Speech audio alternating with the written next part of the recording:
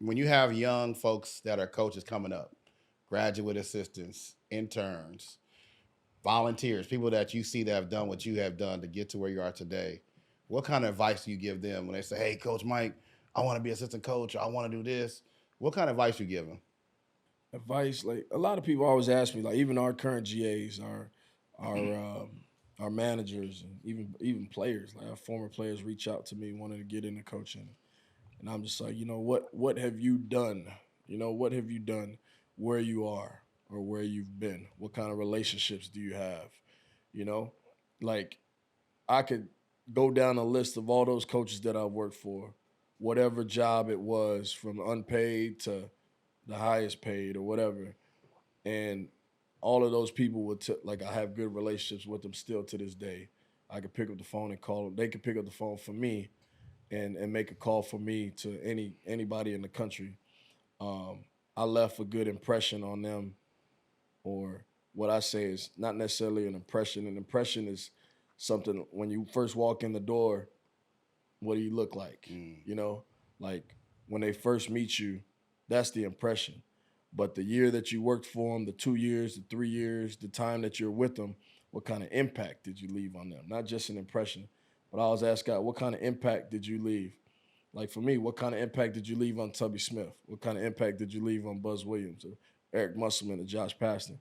For me, I think it's a pretty good enough impact that they would pick up the phone and call for me to get another job, or they would hire me back, just as if like how Eric Musselman did. I worked for him at Nevada, went to another school, and he hired me back.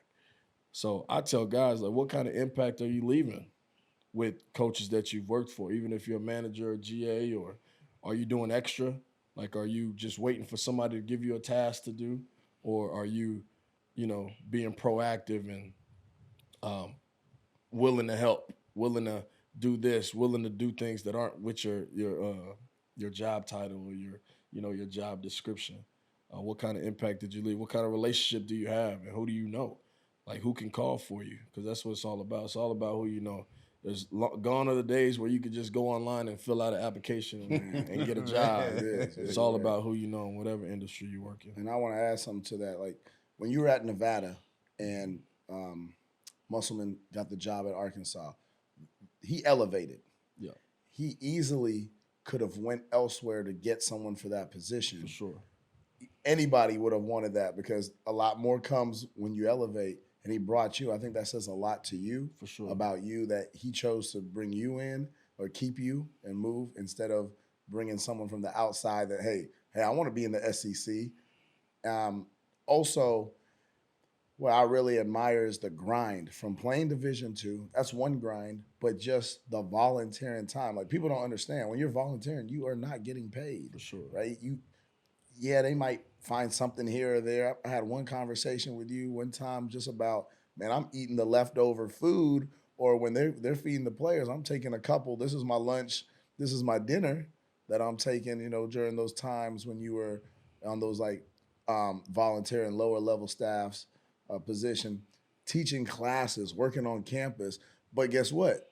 You still have that same expectation to be there for your For team sure. to help them, or hey man, I'll get somebody else Yeah. to come in here. Yeah. And so a lot of people in this, a lot of people we think that they just got to come in and I'm gonna get this position, or Right. hey, I played, I did this, hook me up. No, there was a grind to get to where you were, For sure. where you are right now. Yeah, and it's crazy. Like people ask me, like, "Man, how did you get to this school or work for this guy or that guy?"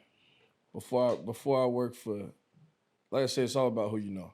Before I went to Memphis and worked for Josh Passer, like, I mean, I knew Josh a little bit just from Houston, and he was with the hoops and all that, but I didn't really know him. Know him. It was all about who you know, who you knew, who else you knew around there, or who knew Josh, or who could call Josh for you. But then I go to Nevada. Worked for Josh for 2 years, worked for Tubby Smith for 2 years at Memphis, then go to Nevada. I didn't know Eric Musselman at all. All I knew was he was an NBA head coach for the Kings and the Warriors, and he's respected in basketball. Um, but man, how can I get a job with him? Josh Pastor picked up the phone and called Eric Musselman. Tubby Smith picked up the phone and called Eric Musselman. It was like, this is your guy. And that was it. Like Musselman was like, okay, you got two really good, respected guys in the business call me for you, and that's how I got the job. 1 year at Nevada, we had an amazing year. We ranked top 10 in the country the whole year. We had a bunch of pros, and it was good. That's when you had the Martin twins. We had the Martin twins. Yeah. Musk gets the job at Arkansas, and there was an opportunity there, but there was a better opportunity at Texas A&M. And so Buzz Williams and I met Buzz through one of the guys that worked in Nevada. His brother was on Buzz's staff at Virginia Tech, going to A&M with him. Buzz didn't know me at all. And Buzz interviewed me and was like, man, I don't hire people I don't know. I'm just telling you right now. He said, so it has to be something about you that like stands out amongst other guys that want this job or amongst people that have worked for me the past 10 years or so. Eric Musselman called Buzz and was like, man, I'll bring Mike with me. Like, Mike is amazing. Like, you should hire him. Josh Pastner calls Buzz and was like, the same thing.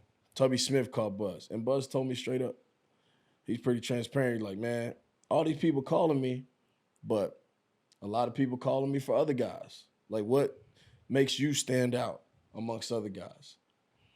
And he was like, you know what it is? And I'm like, what, coach? Like, this is in an interview. Yeah. And he's like, man, Josh Pastner called me. And Josh Pastner told me the first year at Memphis, like, you were a volunteer. You would go to Orange Theory Fitness and train people at 5 a.m. in the morning. And then you would come over to Memphis and be there all day and work. And you would work on campus. You would come to practice. You would do all these things. Then you would go in the office and you would work. And then you would go home late at night, wake up the next day, 4 a.m., go to Orange Theory Fitness and train people, and then come work for him as a volunteer. He said, that's why I'm hiring you at Texas A&M. No. And I was like, it almost brought me to tears. I'm like, damn. Man, it almost made me a tear He's about just that. like, man, the grind that you put in, like, he's like, that's just respected. And Josh called and told me that you were the guy. He's like, Tubby and Eric Musselman called and told me you were the guy.